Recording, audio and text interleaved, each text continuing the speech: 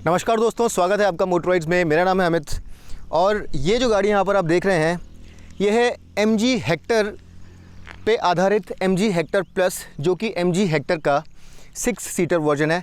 6 seater मैं इसलिए बोल रहा हूँ क्योंकि यहाँ पर बीच में कैप्टन सीट्स हैं और आपको 7 सीट्स यहाँ पर नहीं मिलेगी।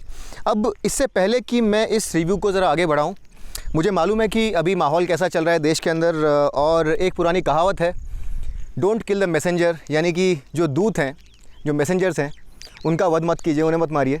तो हम लोग जर्नलिस्ट हैं, हमारा काम है जो भी नए प्रोडक्ट आते हैं उनके बारे में बताना, अच्छा ही है, बुराई है, सही है या गलत है।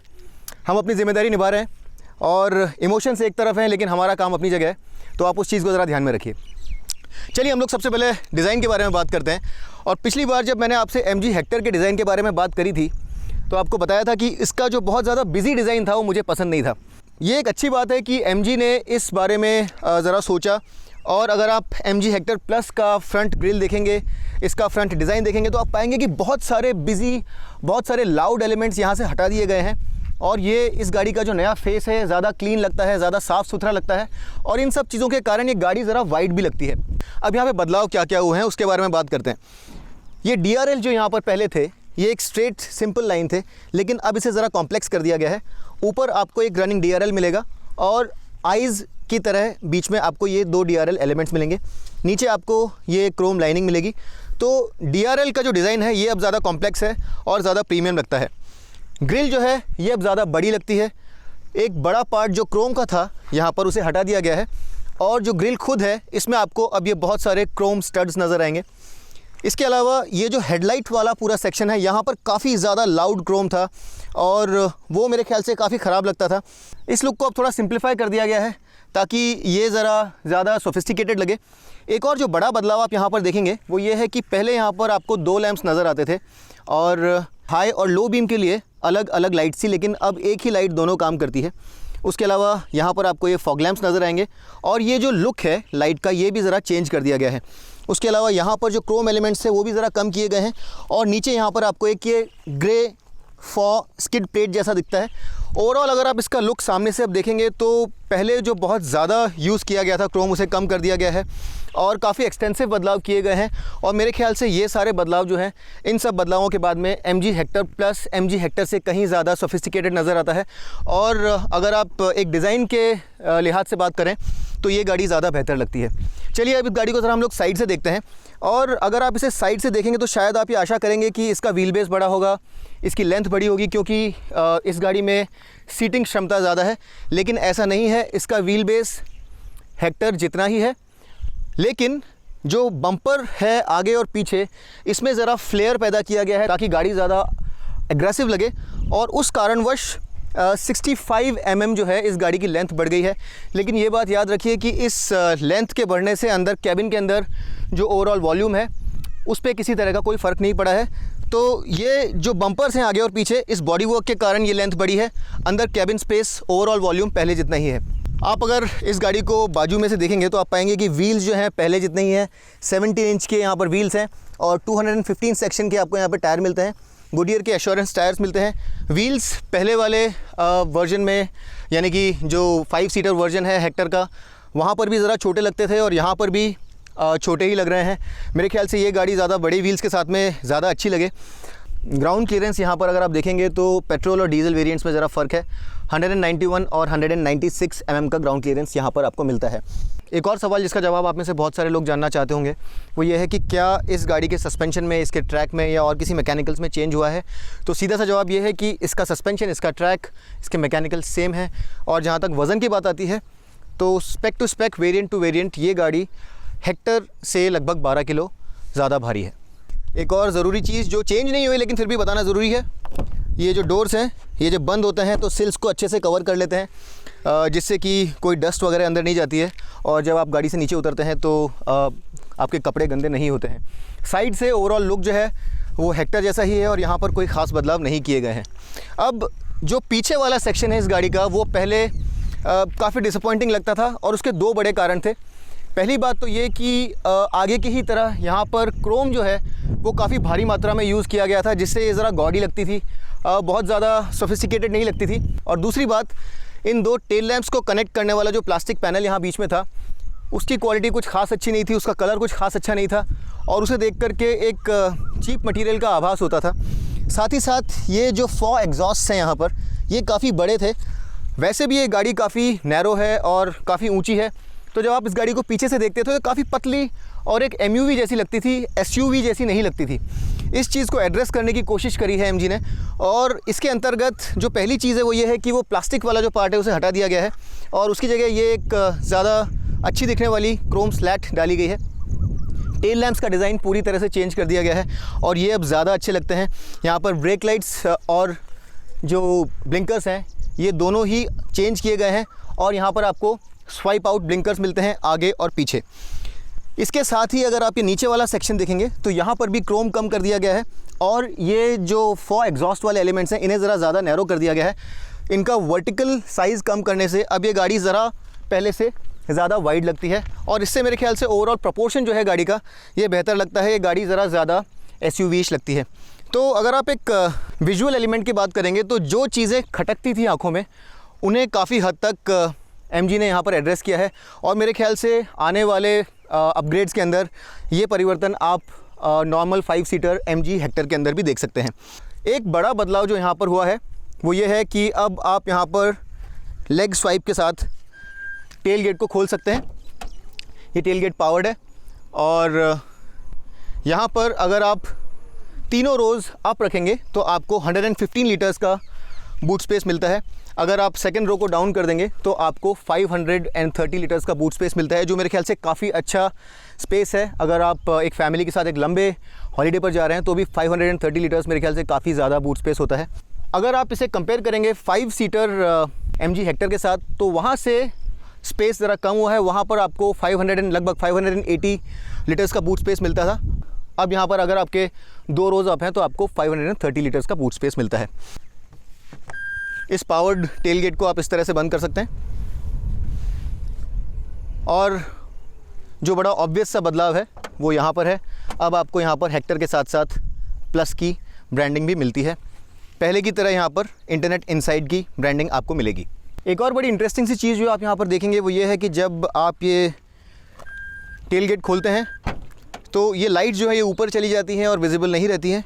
इसके लिए जैसे ही ये टेल गेट ऊपर जाता है तो ये ब्लिंकर्स यहाँ पर चालू हो जाते हैं और साथ ही साथ ये ब्रेक लाइट यहाँ पर ऑन हो जाती है, जिससे कि विजिबिलिटी जो है गाड़ी की वो हैम्पर ना हो।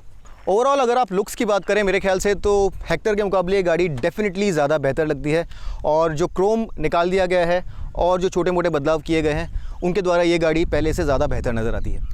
तो चलिए अब हम लोग गाड़ी के अंदर चल के बैठते हैं और देखते हैं कि अंदर क्या क्या बदलाव किए गए हैं। गाड़ी का इंटीरियर मोस्टली पहले जैसा ही है, लेकिन अंदर बैठने से पहले एक बार ज़रा इस चाबी को भी देख लें। यहाँ पर आपके पास ये लॉक अनलॉक बटन्स हैं। ये एक रिमोट बूट ओपनर का बटन भी यहाँ पर आपको मिलेगा और यहाँ पर आपको प्रॉक्सिमिटी सेंसर भी मिलता है, तो चाबी आपको जेब से निकालने की ज़रूरत नहीं है। गाड़ी के नज़दीक आकर के आपको सिर्फ ये बटन दबाना है और फिर ये दरवाज़ा खुल जाएगा और उसके बाद आप गाड़ी में प्रवेश कर सकते हैं।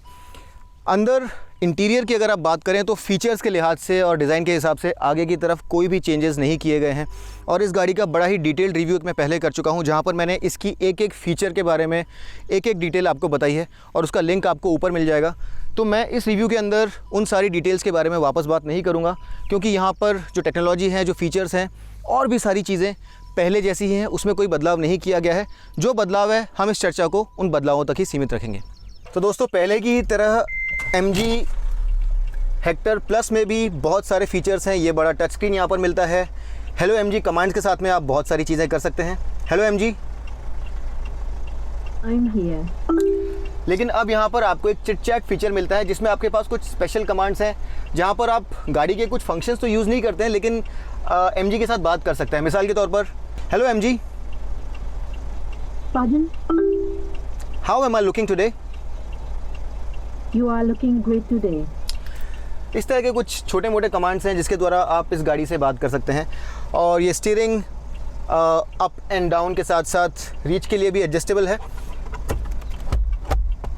यहाँ पर आपको बहुत सारे फीचर्स मिलते हैं। 360 डिग्री कैमरा भी है, ये कनेक्टेड कार है, आपके पास जियो फेंसिंग है और भी बहुत सारे फीचर्स हैं यहाँ पर जो कि MG हेक्टर में भी उपलब्ध हैं।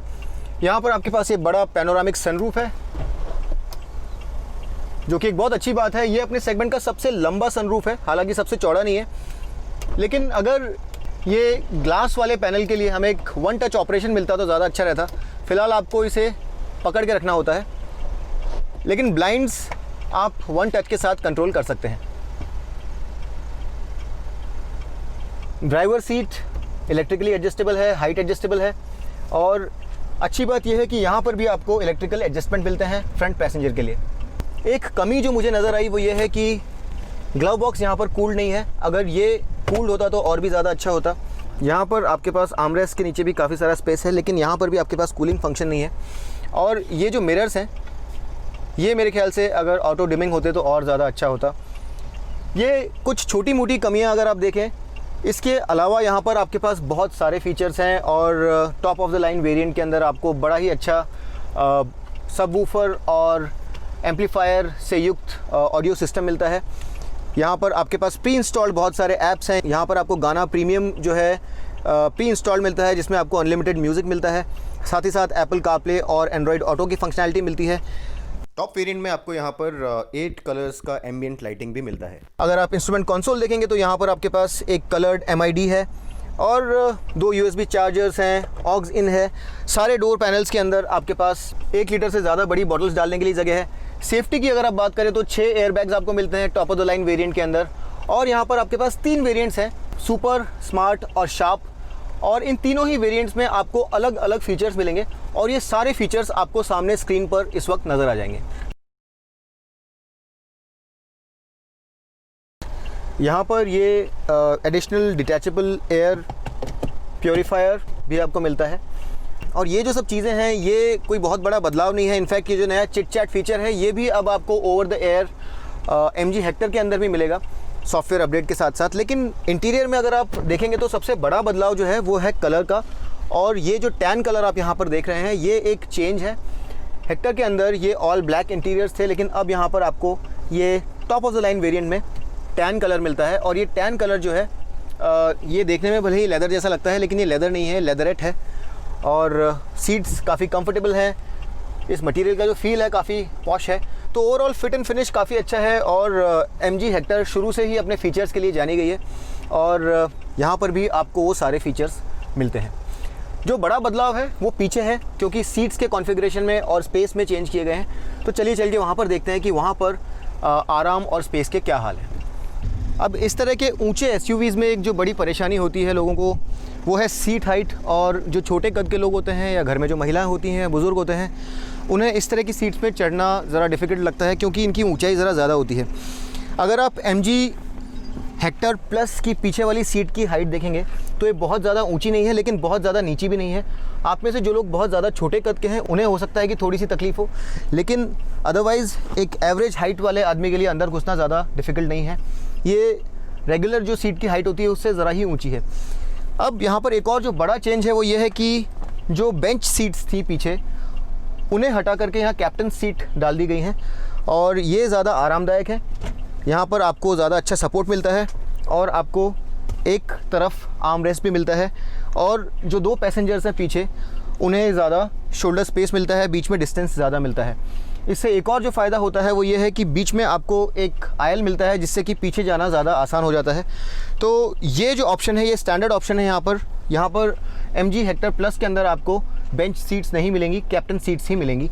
और ये सीट्स काफ़ी कंफर्टेबल हैं, जैसा कि आप यहाँ पे देख रहे हैं। लेग रूम काफ़ी अच्छा है, नी रूम भी काफ़ी अच्छा है, और इस सीट को आप इस तरह से आगे और पीछे कर सकते हैं। और रेंज ऑफ मोशन जो है सीट का वो लगभग इतना है। एक और जो अच्छी बात है यहाँ पर वो ये है कि आप इस सीट को पूरी तरह से पीछे रिक्लाइन कर सकते हैं, और अगर गाड़ी पार्क्ड है और आपको रिलैक्स करना है तो आप इस सीट को पूरी तरह से पीछे ले जा करके आराम से लेट सकते हैं। तो सीट क्वालिटी के लिहाज से यहाँ पर काफ़ी अच्छा काम किया है MG ने। और जो सस्पेंशन है इस गाड़ी का वो भी काफ़ी सॉफ्ट है, काफ़ी कंफर्टेबल है। बाउंसीनेस नहीं है गाड़ी में ज़रा भी। तो जो मिडिल रो या पीछे वाली सीट पर लोग बैठे हैं उन्हें बाउंसीनेस या हार्शनेस महसूस नहीं होगी। उसके साथ ही साथ इस गाड़ी का साउंड इंसुलेशन जो है वो भी काफ़ी अच्छा है। इंजन की आवाज़ अंदर बिल्कुल नहीं आती है, बाहर की एम्बिएंट नॉइज़ अंदर बिल्कुल नहीं आती है। उससे एक कंफर्ट में और ज़्यादा इजाफा होता है। और अगर आप इस इंजन की बात करें, 2 लीटर मल्टीजेट डीजल इंजन जो है ये थोड़ा अनरिफाइंड है अपने आप में, बहुत ज़्यादा रिफाइंड इंजन नहीं है। तो उस अनरिफाइनमेंट को काफ़ी अच्छे से कंट्रोल किया है MG ने। और अंदर कैबिन जो है वहाँ पर आपको किसी भी तरह की बाहरी आवाज़ नहीं आती है, जो मेरे ख्याल से एक बड़ी अच्छी बात है। और यहाँ पर आपको ये AC वेंट भी मिलता है, साथ ही साथ ये एक चार्जिंग सॉकेट और एक छोटा स्पेस भी वहाँ पर आपको नज़र आएगा। इस सीट लेआउट के अलावा जो सारी फीचर्स हैं, जो सारा लेआउट है, वो MG हेक्टर जैसा ही है, वहाँ पर कोई बदलाव नहीं किया गया है। जनरली आपने देखा होगा कि 6 या 7 सीटर कार्स में घुसने के लिए ये मिडिल रो जो है ये टंबल हो जाती है, ताकि अंदर घुसने के लिए आपको ज़रा आसानी हो। लेकिन वो जो आयल मैंने आपको पहले दिखाई थी, वो ख़ास तौर पर इसलिए यहाँ पर छोड़ी गई है क्योंकि ये जो सीट है ये गिरती नहीं है। तो आपको अगर 3rd रो में जाना है तो आपको यहाँ से आगे जा कर के आयल का इस्तेमाल करके ही पीछे जाना होगा।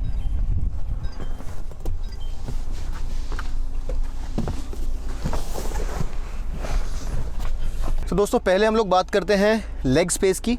और ये जो सीट है ये फ़िलहाल अपने सबसे पीछे वाले स्थान पर है। तो जैसा आप देख रहे हैं, अगर 5 फुट 10 इंच की हाइट का आदमी यहाँ बैठने की कोशिश करेगा तो नीज़ के लिए सफिशिएंट स्पेस नहीं है, तो आपको सामने वाले पैसेंजर को बोलना पड़ेगा कि इस सीट को ज़रा आगे सरका करके आपको ज़रा जगह दें। और इसे अगर आप कहीं बीच में रखते हैं तो फिर आपकी जो नीज़ है उसके लिए सफिशिएंट स्पेस रहेगा। लेकिन फिर भी हल्का सा यहाँ पर जो ये सीट है इसके बैकरेस्ट से मेरी नीज़ ब्रश कर रही है। मैं यहाँ पर बैठ सकता हूँ, लेकिन ये जो सीट्स हैं ये काफ़ी नीची हैं और आपके जो नीज़ हैं ये ऊपर की तरफ पॉइंट करते हैं। तो ये सबसे ज़्यादा कंफर्टेबल सीट्स में से नहीं है।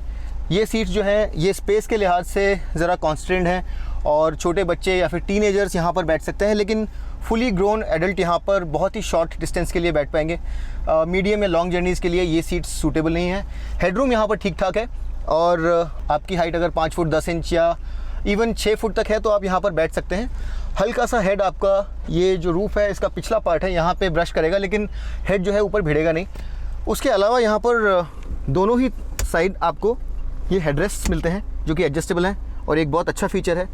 और इसके अलावा अगर आप सामने वाली सीट को ज़रा और आगे कर दें, यानी कि अगर आपके सामने वाले दोनों ही पैसेंजर्स, ड्राइवर और पीछे वाला पैसेंजर ज़्यादा लंबे नहीं है, तो आपके पास ज़रा ज़्यादा स्पेस हो जाएगा और ये मैक्सिमम नी रूम है जो आपको यहाँ पर मिलता है। इसके अलावा ये जो आयल स्पेस है इसे आप एक लेग को एक्सटेंड करने के लिए इस तरह से इस्तेमाल कर सकते हैं, जिससे कि आपको ज़रा और कंफर्ट मिलेगा। और इन सब चीज़ों के अलावा यहाँ पर आपको एक क्वार्टर ग्लास मिलता है जिससे कि ज़रा लाइट अंदर आती है। यहाँ पर आपके पास ये AC वेंट्स हैं 3rd रो के लिए, और इन AC वेंट्स के साथ साथ आपको एक फ़्लो कंट्रोलर भी मिलता है जिससे कि आप AC का फ़्लो लेफ़्ट हैंड साइड से कंट्रोल कर सकते हैं। यहाँ पर आपको एक कप होल्डर मिलता है और यहाँ पर आपको ये 2 कप होल्डर्स मिलते हैं, और साथ ही साथ आपको ये 2 प्रॉपर 3 पॉइंट सीट बेल्ट मिलती हैं दोनों ही पैसेंजर्स के लिए। तो ये सारी चीज़ें 3rd रो के लिए एप्लीकेबल हैं और मेरे ख्याल से छोटे कद के लोगों के लिए, बच्चों के लिए और टीनेजर्स के लिए, शॉर्ट टू मीडियम जर्नीज़ के लिए ये वाली सीट्स सूटेबल हैं, बट एडल्ट्स के लिए ये सीट्स बहुत ज़्यादा कंफर्टेबल नहीं है। तो दोस्तों, अब हम चला रहे हैं हेक्टर प्लस, और जैसा कि हमने उम्मीद की थी, इस गाड़ी का सस्पेंशन, इसका ट्रैक, इसका व्हील बेस, इसकी लेंथ और इसका बाहर भी लगभग हेक्टर जितना ही होने के कारण इस गाड़ी के ड्राइव फील में हेक्टर से कुछ ज़्यादा फ़र्क नहीं है। और यहाँ पर आपके पास इंजन ऑप्शंस भी हेक्टर जैसे ही हैं। आपको एक 2 लीटर का मल्टीजेट BS6 डीजल इंजन मिलता है जहाँ पर आपको 170 PS की पीक पावर और 350 न्यूटन मीटर्स का टॉर्क मिलता है। और इसके साथ ही साथ आपको पेट्रोल में भी 2 ऑप्शंस मिलते हैं जहाँ पर इंजन सेम है, 1.5 लीटर टर्बोचार्ज पेट्रोल इंजन मिलता है, 143 PS का पावर और 250 न्यूटन मीटर्स का टॉर्क मिलता है। लेकिन यहाँ पर जो 2 इंजन्स हैं वहाँ पर एक इंजन जो है वो प्योरली पेट्रोल पर है और दूसरा जो है एक माइल्ड हाइब्रिड है। और जो प्योर पेट्रोल इंजन है वहाँ पर आपको डुअल क्लच ट्रांसमिशन मिलता है ऑटोमेटिक, और जो माइल्ड हाइब्रिड है वो सिर्फ आपको मैनुअल में मिलेगा 6 स्पीड गियर बॉक्स के साथ। फ्यूल एफिशिएंसी की अगर हम लोग बात करें तो BS6 अवतार में हेक्टर प्लस का जो ऑफिशियल ARAI नंबर है वो है 16.6 किलोमीटर्स पर लीटर, और पेट्रोल वाले जो 2 वेरिएंट्स हैं उसका ऑफिशियल हेक्टर प्लस के लिए ARAI माइलेज हमको अभी तक बताया नहीं गया है। लेकिन अगर आप हेक्टर का माइलेज देखें तो वहाँ पर आप पाएंगे कि जो ऑटोमेटिक ट्रांसमिशन है वहाँ पर लगभग 14 किलोमीटर्स ARAI नंबर है, और मैनुअल जो है वहाँ पर लगभग 15.5 kmpl का फ्यूल एफिशिएंसी आपको मिलता है। और यहाँ पर मेरी उम्मीद है कि ये नंबर ज़्यादा डिफरेंट नहीं होगा। जिस तरह से ये डीजल गाड़ी चलती है ये हेक्टर से काफ़ी मिलती जुलती है और यहाँ पर कोई फ़र्क नहीं है। जो इंजन का कैरेक्टर है वो मल्टीजेट इंजन का जैसा हमेशा से रहा है, 2 लीटर मल्टीजेट इंजन जो कि हैरियर में भी इस्तेमाल होता है वैसा ही है। 1600-1700 आरपीएम के बाद टर्बो जो है वो स्पूल अप होना शुरू होता है और 2000 आरपीएम पर आपको एक किक मिलता है। यहाँ पर ध्यान देने वाली बात यह है कि रिफाइनमेंट लेवल्स जो है वो काफ़ी अच्छे से कंट्रोल किए गए हैं। ये इंजन बहुत ज़्यादा रिफाइंड इंजन्स में नहीं गिना जाता है। इसकी आवाज़ काफ़ी हद तक जो इसके दूसरे एप्लीकेशंस हैं उसके अंदर आपको कैबिन में सुनने के लिए मिलती है। लेकिन इस BS6 अवतार में, जैसा कि हमने जीप कॉम्पस में भी देखा था और कुछ हद तक टाटा हैरियर में भी देखा था, BS6 अवतार में ये इंजन ज़रा ज़्यादा रिफाइंड हो गया है और अंदर किसी भी तरह की इंजन की आवाज़ नहीं आ रही है। ट्रांसमिशन यहाँ पर 6 स्पीड है और डीजल के साथ आपको ऑटोमेटिक नहीं मिलेगा। टाटा हैरियर में आपको ऑटोमेटिक मिलता है, यहाँ पर आपको ऑटोमेटिक नहीं मिलता है।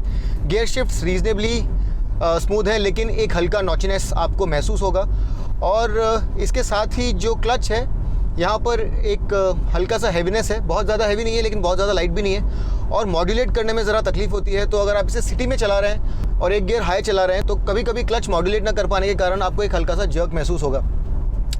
ओवरऑल इस गाड़ी का जो राइड क्वालिटी है वो इसकी हाईलाइट है और थर्ड रो में भी जो लोग बैठे हैं उन्हें किसी तरह की बाउंसीनेस महसूस नहीं होती है। तो काफ़ी कंफर्टेबल, काफ़ी इंसुलेटेड एक ड्राइव फील मिलता है आपको। मेरे ख्याल से ये जो SUV है ये कंफर्ट की तरफ ज़्यादा ओरिएंटेड है और जो लोग ड्राइविंग एंथुसियास्ट हैं, जिनको गाड़ी बहुत ज़्यादा तेज़ चलाना पसंद है, उन लोगों को मेरे ख्याल से बहुत ज़्यादा रास नहीं आएगी। ओवरऑल इसकी हैंडलिंग काफ़ी प्रेडिक्टेबल है लेकिन ये बहुत ही ज़्यादा एंथुसियास्ट ओरिएंटेड गाड़ी नहीं है। लेकिन कंफर्ट के लिहाज से कोई शिकायत करने जैसी चीज़ नहीं है। स्टीयरिंग के अंदर मेरे ख्याल से ज़रा और फीडबैक हो सकता था, ज़रा वेग लगता है, लेकिन इस तरह की गाड़ियों में इन चीज़ों के बारे में शिकायत करना मेरे ख्याल से उचित नहीं होता है। पेट्रोल जो वेरिएंट है वहाँ पर मेरे ख्याल से फ्यूल एफिशिएंसी डीजल जितनी अच्छी आपको नहीं मिलेगी। सिटी में आपको लगभग 6 से 7 किलोमीटर्स पर लीटर और हाईवे पर 10 से 11 किलोमीटर्स पर लीटर की फ्यूल एफिशिएंसी मिलेगी। मैं ये ऑटोमेटिक ट्रांसमिशन की बात कर रहा हूँ और पेट्रोल जो मैनुअल है वहाँ पर इससे ज़रा ज़्यादा मिलेगी। डीजल वेरिएंट की अगर आप बात करें तो सिटी में आपको 9 से 10 किलोमीटर्स पर लीटर और हाईवे पर लगभग 13 से 14 किलोमीटर्स पर लीटर की फ्यूल एफिशिएंसी मिलेगी। Overall engine, transmission, drive train के अंदर, कैबिन इंसुलेशन के अंदर, रिफाइनमेंट में किसी तरह की शिकायत करने जैसी कोई चीज़ नहीं है। 2-4 चीज़ें जो बेहतर हो सकती थी वो मैंने आपको बताई। गियर शिफ्ट ज़रा स्मूथ हो सकता था, क्लच जो है ये ज़्यादा अच्छे से मॉड्यूलेट होना चाहिए था मेरे ख्याल से। और एक जो कमी हमें जो खलती है यहाँ पर वो है कि ऑटोमेटिक यहाँ पर अवेलेबल नहीं है और मेरे ख्याल से आने वाले वक्त में शायद MG यहाँ पर ऑटोमेटिक इंट्रोड्यूस करे, तो वो मेरे ख्याल से एक डिसएडवांटेज है इस गाड़ी को अगर आप इसे टाटा हैरियर या फिर आने वाले टाटा ग्रेविटास से कंपेयर करें तो। इसके अलावा ओवरऑल अगर मैं बात करूं तो ड्राइव करते वक्त जो एक चीज़ मेरे ख्याल से और बेहतर हो सकती थी वो ये है कि ये इंस्ट्रूमेंट कंसोल जो है यहाँ पर रिफ्लेक्शन काफ़ी आता है और कभी कभी जो लेजिबिलिटी है, जो रीडेबिलिटी है इसकी, ये आपको ऐसा लगता है कि ये ज़रा और बेहतर हो सकती थी। देखने में ज़रा तकलीफ़ होती है। रात को ये प्रॉब्लम इतनी ज़्यादा प्रोनाउंस नहीं है लेकिन दिन में जब एम्बियंट लाइट बहुत ज़्यादा तेज़ होती है तब आपको ये प्रॉब्लम ज़रा ज़्यादा महसूस होगी। ओवरऑल मेरे ख्याल से जब मैंने पिछली बार MG हेक्टर चलाई थी उसके मुकाबले मुझे यहाँ पर ये इंजन और ये जो ओवरऑल फील है ज़्यादा रिफाइंड लगा और डेफिनेटली एक इम्प्रूवमेंट हुआ है। और ओवरऑल अगर आप एक अच्छी रिफाइंड गाड़ी ढूंढ रहे हैं तो आपको किसी तरह की कोई शिकायत नहीं होगी, किसी तरह की कोई नॉइज़ नहीं है और सस्पेंशन यहाँ पर एक बहुत ही बड़ा हाईलाइट है। तो दोस्तों कीमत जो है वो हेक्टर का भी काफ़ी बड़ा एडवांटेज थी, वहाँ पे विशेषता थी एक बहुत बड़ी। हेक्टर और हेक्टर प्लस दोनों ही 5 साल की अनलिमिटेड वारंटी के साथ आने वाली गाड़ियाँ हैं और एक बहुत ही बड़ा जो एडवांटेज जिन गाड़ियों के साथ आपको मिलता है वो ये है कि MG आपको 3 इयर्स का 60% बायबैक ऑफ़र देता है, जो कि एक काफ़ी बड़ी पीस ऑफ माइंड बन के उभर के सामने आई है बहुत सारे लोगों के लिए।